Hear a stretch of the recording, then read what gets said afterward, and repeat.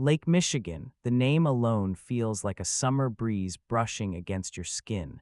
Golden shores, busy marinas, sunset light melting into shimmering waves. People come here to rest, to forget the world. To believe that beauty like this must be harmless, but even the most peaceful waters can hide a storm. Even the calmest surface can conceal a depth that was never meant to be found, because Lake Michigan is not just a lake. It's a living presence, a cold gateway, a silent witness to hundreds of disappearances that no one can explain. Some say it's just nature, hidden currents, sudden winds, cold temperatures, but if it were only that. Why are there ships found adrift, with no one on board? Why do captains vanish behind locked doors, never to return? Why do radar signals go silent, planes disappear, and silence fall deeper than the water itself? Maybe Lake Michigan is a mirror not of light but of truth, a truth too heavy to name, too old to map, too dark to surface. In today's video, we're diving into one of the most unsettling waters in North America. A place where beauty and death move side by side, and where something or someone might still be watching from below.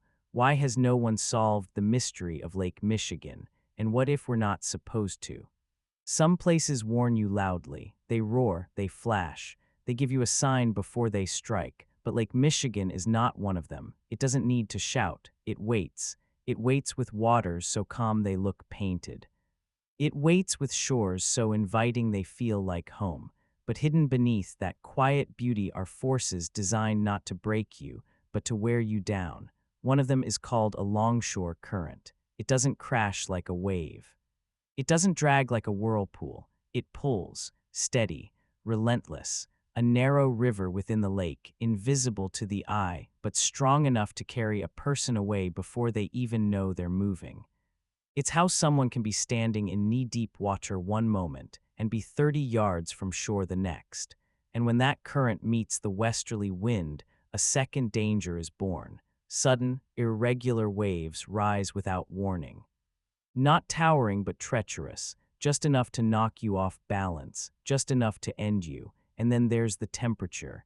Even in the height of summer, the lake rarely warms beyond 62 degrees F. It feels refreshing until it doesn't. Until your muscles tighten, until your breath shortens, until your limbs stop responding.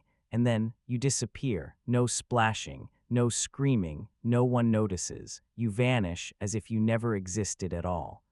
Locals don't speak of these things in public, but they remember. They remember the cousin who swam too far, the tourist who never came back, the friend who said, just a quick dip, and was never seen again.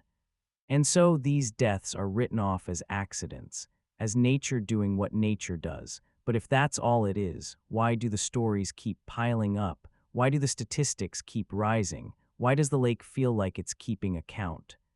Because maybe, just maybe, this water doesn't just take, maybe it chooses. When disappearances follow no pattern, we blame chaos, but when they trace the same invisible lines, we begin to wonder if there's a design. Stretching between 3 points, Manitowoc, Ludington, and Benton Harbor, is a shape whispered about by fishermen, pilots, and historians alike. A triangle not drawn on any map, but etched in memory, in rumor, and in wreckage. They call it the Michigan Triangle. Within this zone, too many things have gone wrong. Too many ships have vanished. Too many planes have gone silent. Too many people have stepped into the lake and never returned. Skeptics say it's just probability. Draw a triangle anywhere with heavy traffic, they say, and you'll find accidents. But this triangle, this one tells a different story. Because the disappearances here aren't just frequent, they're strange. Crews gone without a trace.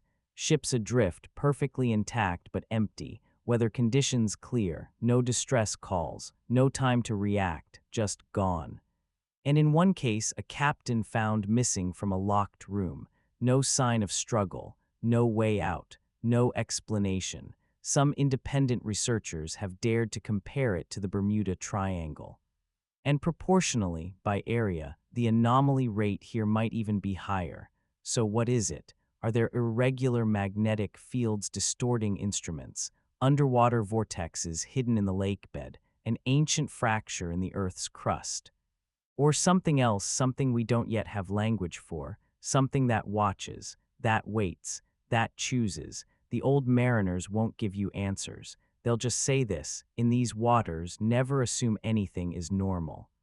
Because normal doesn't explain what keeps happening here, and it never will.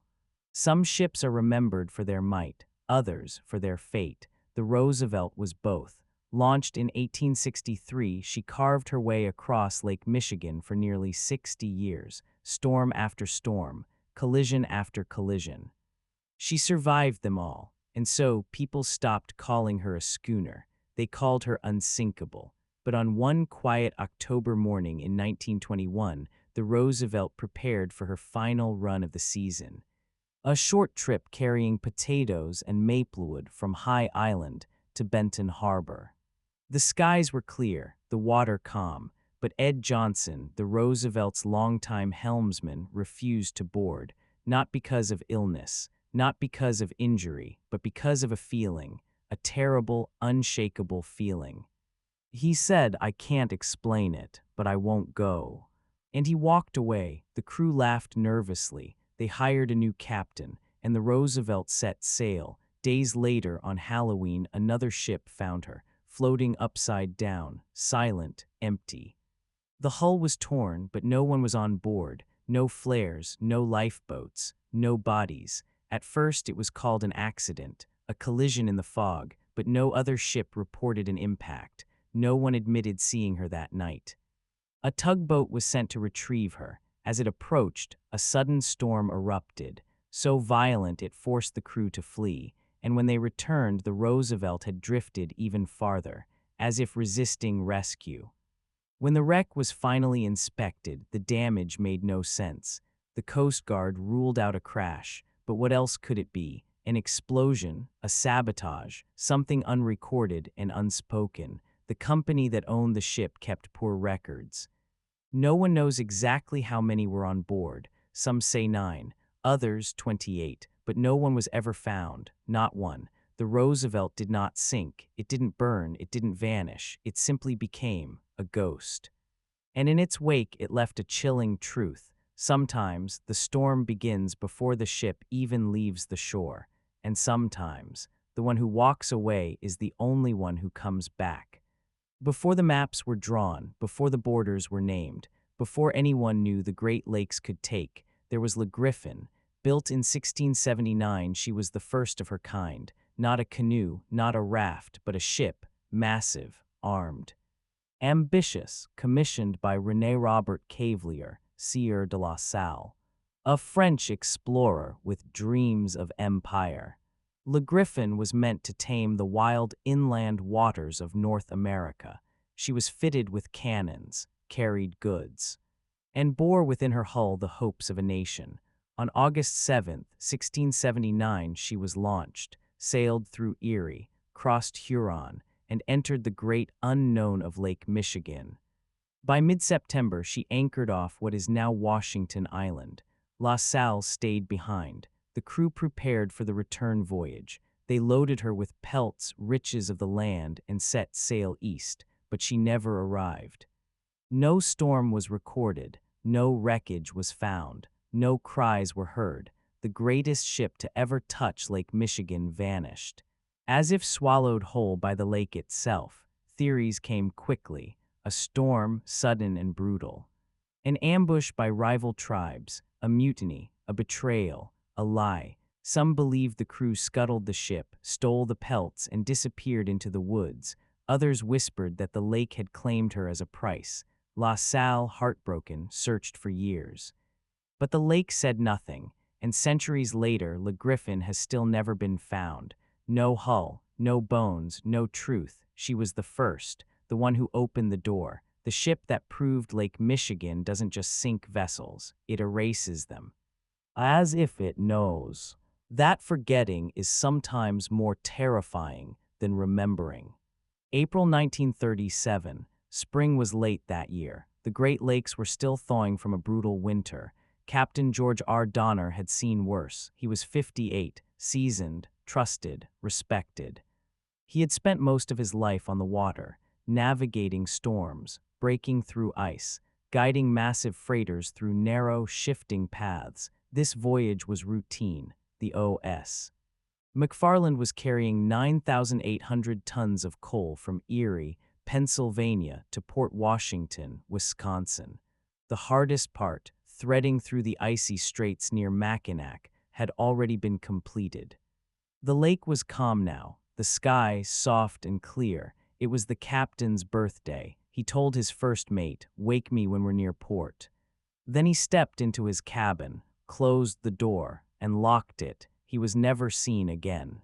3 hours later, the first mate knocked. No answer. He knocked again, still silence. He tried the door, locked. Panic crept in, they broke it down. Inside, nothing. No Captain Donner, no signs of struggle, no blood, no clues. The cabin had only one small porthole, too narrow for any adult to pass through. The crew searched the entire vessel, every level, every cargo hold, every compartment, from bow to stern. No sign of him. Emergency calls were sent. Nearby ships joined the search, but the lake was quiet, empty, silent. George Donner had vanished, not at sea, not during a storm, but inside a locked room on a ship that was safely on course. People speculated. Did he fall overboard? Did he escape somehow? Was it a suicide, a mistake, an illusion? But none of it fit. The door was locked, the crew was sober, the records were clear. And still, no one could explain how a man could disappear from a sealed room. To this day, Captain Donner's fate remains one of the strangest unsolved cases in maritime history, because it wasn't a storm that took him. It wasn't sabotage, it wasn't time, it was the lake watching, waiting, and perhaps choosing once again. Not every story ends with wreckage. Some don't end at all. They dissolve into fog, into silence, into the memory of something that should have come home but didn't. Lake Michigan holds a graveyard without stones, a list without names. A silence that grows heavier with every missing voice. June 23, 1950. Northwest Orient Airlines Flight 2501 lifted into the sky with 58 souls. Destination, Detroit. Weather, clear. Altitude, steady. And then nothing, no mayday, no flame, no sign of impact. Only fragments scattered like whispers across the water. No bodies, no black box, only a question. What swallows a plane whole and leaves no trace? That question echoed again in 1998. A private jet, a seasoned pilot, a routine flight, and then gone. The sky was perfect. The lake was calm, but perfection here is just the lake holding its breath. Some said it was wind shear. Others blamed pressure shifts, radar interference, mechanical failure. The usual words we use when reality refuses to explain itself. But how many vanishings are enough before we stop calling them random? How many names must be lost before we admit? This lake remembers what we try to forget. Researchers dragged sonar across its depths, hoping to find metal, or answers, or closure. They found nothing. Because here, absence is the only evidence. No ghosts, no warnings, just a long list of those who were expected but never arrived. From Le Griffon, the ship that never returned, to the Roosevelt, found without its crew. To Captain Donner, who vanished behind a locked door. To Flight 2501, swallowed by sky and water alike. This is not a series of accidents. It is a pattern etched in silence. A rhythm that hums beneath the surface, unheard but felt. So the question remains, are these disappearances the work of chance? Or of something far older and far less interested in being understood?